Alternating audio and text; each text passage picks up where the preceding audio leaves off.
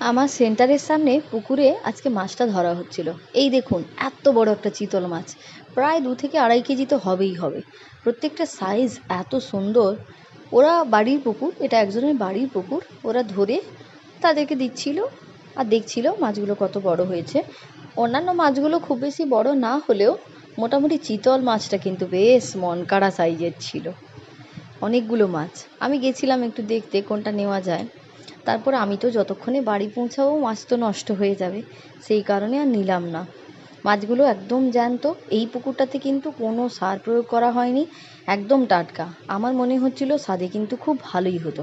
একবার দেখুন, সামনে থেকে একটু দেখাই কেমন লাগছে মাছগুলোকে।